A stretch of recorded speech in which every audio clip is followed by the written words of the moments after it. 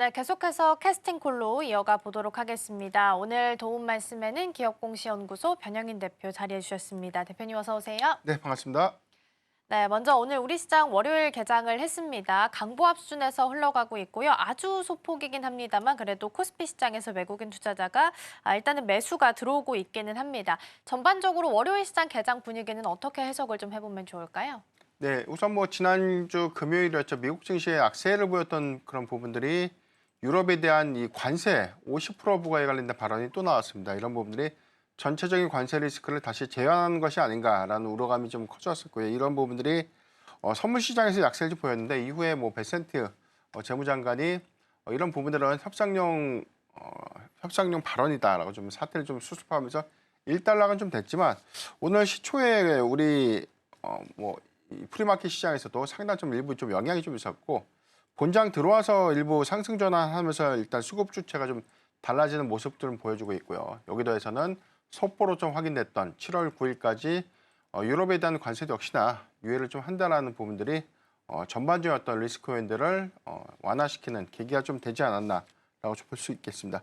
전체적인 어떤 지수의 흐름들을 보면 미국 증시가 이 감세 정책안이 통과되고 난 이후 여러 가지 어떤 시장의 상황들은 기술주를 좀 중심으로 해서 최근에 비교적 좀 견조했던 미국 증시의 흐름을 다소 좀 수급적으로 좀 제한시키는 모습을 보였었고 여기서 이제 6월과 7월로 좀 넘어가는 관세 협상에 관련된 어떤 본격적인 어떤 성과들이 아직까지 좀 명확하게 좀 제시가 지금 되지 못했던 그런 부분들이 일부 우려감으로 좀 재현될 수 있는 그런 부분들은 아직까지 좀 유효하지만 대체적으로 현재도 협상이 좀 잘 진행되고 있다는 점 그리고 트럼프 대통령의 집권 일기 때의 흐름과도 상당한 유사한 흐름들은 현재 좀 이어지고 있다는 관점에서는 오히려 조금 더 안도할 수 있는 요인들을 좀 주시를 좀 해봐야 되지 않을까라고 볼 수가 있겠습니다. 전체적인 어떤 환율 기조가 전체적인 어떤 이 원화 강세 기조 국내뿐만이 아니라 유럽과 신흥국 주요 아시아 시장의 어떤 통화도 대체적으로 어떤 달러 약세 기조가 좀 더 나타내주는 그런 흐름들은 본격적인 어떤 이 원화 절상에 관련된 기대감들이 좀 커지면 커질수록 이 외인의 어떤 수급이 크게 좀 완화될 수 있는 그런 포인트들도 좀 주시를 좀 해봐야 될 것 같은데 아직까지는 앵커님께서 말씀하셨던 것처럼 명확하게 외인의 수급 방향성들은 제시가 좀 되고 있지 못했던 점 이런 부분도 좀 아쉽지 않나.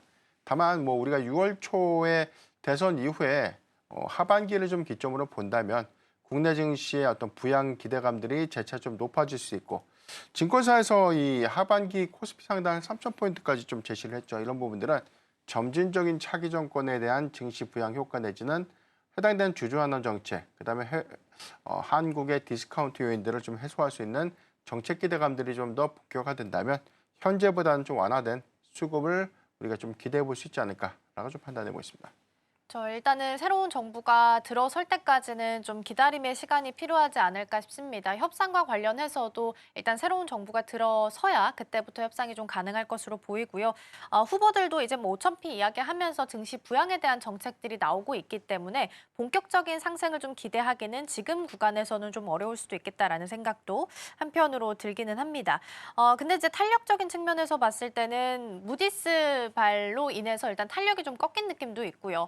단기적으로 봤을 때는 우리 증시 안에서 더 갈 모멘텀을 아직까지 찾기는 좀 힘든 것 같아서요.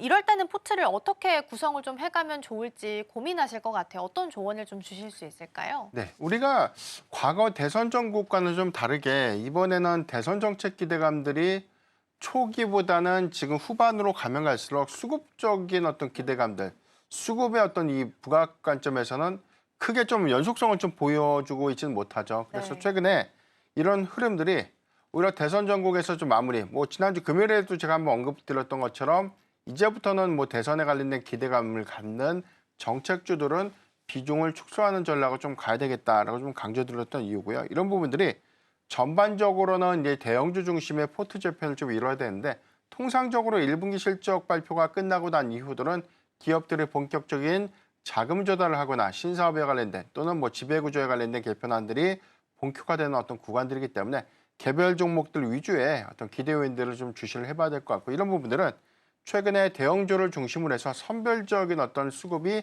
개선되고 있는 흐름들을 좀 보여주고 있는데 일단 삼성그룹의 이 사업구조 재편 지배구조 관련된 재편 기대감들이 재차 한번 부각이 됐었고요. 이런 부분들이 지주사의 이 수급을 좀 이끄는 계기가 좀 됐지만 장기적으로 본다면 오히려 이 부분들은 디스카운트 요인에 관련된 해소 기대감, 밸류업에 관련된 어떤 정책 기대감들이 일부 좀 반영이 된다면 PBR이 좀 낮은 그런 기업들을 특히나 뭐 대형주 중심의 현재 낮아진 주가 레벨단들은 오히려 매수의 기회를 좀 활용해 볼 수 있지 않을까라고 좀 볼 수가 있겠습니다. 대체적으로 지금은 뭐 비중을 뭐 적극적으로 중소형주 위주로 좀 가져가기보다는 저 개인적인 생각에서는 점진적으로는 시총 상위 종목, 특히나 실적으로 좀 증명되고 있는 그런 종목들이 크게 쉬어가는 구간은 오히려 매수의 기회로 활용해 볼 수 있지 않을까라고 좀 보여드리겠습니다. 네, 그러게요. 일단은 지금 구간에서 전략 잡기가 더 어려운 것 같습니다.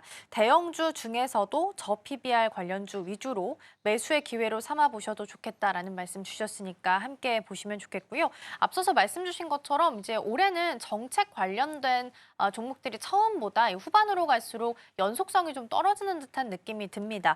사실 아침에 이제 단독 뉴스긴 합니다만 이재명 대표가 이제 100조 AI 펀드 시동 건다라고 하면서 오픈 AI의 CSO와 미팅이 예정되어 있다라는 기사가 보도가 됐습니다. 물론 단독 뉴스라 좀 더 봐야 되고 이제 중요한 부분은 먼저 오픈 AI 쪽에서 이재명 대표를 향해서 러브콜을 보냈다, 만나자라는 요청을 보냈다라는 기사가 같이 보도가 되긴 했거든요. 그래서 오늘 사실 AI 챗봇 관련해서 좀 반응이 있을까 해서 찾아보니까 종목별로 차별화는 있지만 우리가 잘 알고 있는 그 갔던 AI 소프트웨어 관련주들이 큰 반응은 나오지 않고 있습니다. 그래서 지금 앞서서 대표님께서 말씀 주셨던 그 코멘트처럼 어느 정도 이미 주가에 대해서 정책 모멘텀에 대한 부분은 선반영이 다 된 주가로 판단을 해야 되는 걸까요?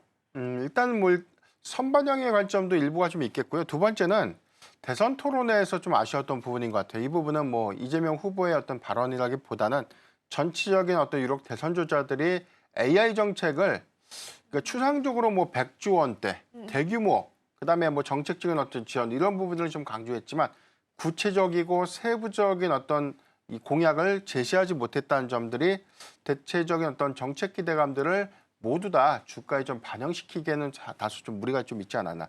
그러니까 현실성 있는 어떤 대안들이 부족했다는 평가들이 좀 나왔고요. 이 부분은 일단 뭐 AI 정책들이 어떤 부분에 대한 투자 규모를 얼마만큼 배정을 하고 얼마만큼에 대한 인프라 투자, 어떤 부분에 관련된 GPT를 어떤 식의 관점에서 좀 끌고 갈 것인지 이런 뭐 세부적인 어떤 사항들이 굉장히 좀 미흡했기 때문에 사실 AI 정책들이 뭐 단기에 어떤 정책 기대감을 좀 다 가져가긴 좀 매우 미흡하겠죠. 이 부분은 차기 정부에서 전반적인 AI 인프라 투자에 관련된 예산 배정이라든가 어떤 방향성들이 좀 더 구체화가 좀 된다면 향후에도 연속성을 좀 가져갈 수 있는 기대 요인도 좀 되겠지만 일단 일시적인 어떤 기대감들이 좀 쇠퇴된 것이 좀 맞다. 다만 오픈 AI 뭐 관련된 어떤 CEO와 좀 미팅을 한다든가 새로운 어떤 이 사업 전략들을 좀 제시할 수 있는 그런 구체적인 어떤 방안들이 나와준다면 단기적인 어떤 수급 기대감들을 좀 가져갈 수 있겠는데 현재 어떤 이 주가 상황들 좀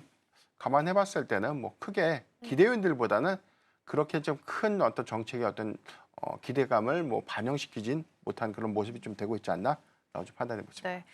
선반영에 대한 부분도 있겠지만 TV 토론에서 이제 구체적인 대안들이 좀 나오지 않고 있다 보니까 이에 대한 기대감이 좀 꺾였다라는 부분 말씀 주셨고 앞서서 말씀드린 것처럼 단독 뉴스이기 때문에 조금 더 보셔야겠지만 오픈 AI CSO와 미팅이 예정되어 있다라고 합니다. 그래서 만약에 이 미팅이 실제적으로 이루어지고 여기서 구체적인 방안들이 좀 나오게 된다면 반등세는 좀 기대해 볼 수도 있겠다라는 말씀 주시기도 했습니다.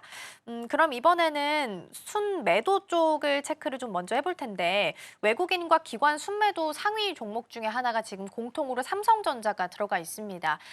이제 트럼프 대통령이 아이폰 미국 밖에서 만드는 제품에 대해서는 25% 관세 부과하겠다라고 이야기를 한 상태인데 여기에 지금 삼성도 같이 거론이 된 상태라서 사실 우려가 안 들 수는 없는 것 같거든요. 삼성전자가 그래도 잘 버텨주는 듯한 분위기가 좀 있기는 했는데 오늘 그래도 54,300원 강보합 수준 지켜주고 있거든요. 이걸 어떻게 좀 해석을 해야 되는 걸까요? 네.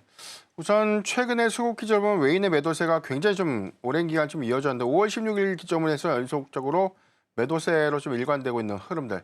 지금 기관과 외인의 동반 매도도 지금 3거래 연속 좀 나오고 있기 맞아요. 때문에 이런 부분들에서는 뭐 SK하이닉스와는 좀 다소 대비됐던 부분들, 특히나 컴퓨텍스 2025에서 제스나 CEO의 어떤 기조들이 친삼성의 행보보다는 SK 행보, 특히나 SK하이닉스보다도 대만 쪽에 폭스콘이라든가 TSMC와의 어떤 동맹 체제가 확실하게 좀 인식시키는 그런 계기가 오히려 이 국내 반도체, 특히나 뭐 삼성전자의 어떤 입지를 위축시키는 좀 계기로 좀 이어지지 않았나라고 좀 볼 수가 있겠고, 일단 관세 관련된 리스크 요인들이 뭐 재차 좀 나온 것은 노이즈가 좀 될 수 있는 부분들이긴 한데, 일단 중국과의 지금 관세 협상을 좀 하고 있는 과정이죠. 과거 트럼프 대통령의 집권 1기 때 흐름들을 보면 중국에 대한 이 25%에 대한 관세를 부과했음에도 불구하고 초기 시행 이후에 애플의 경우에는 이 중국에서 생산되고 있는 아이폰에 대한 관세가 유예된 그런 사례가 좀 있었습니다.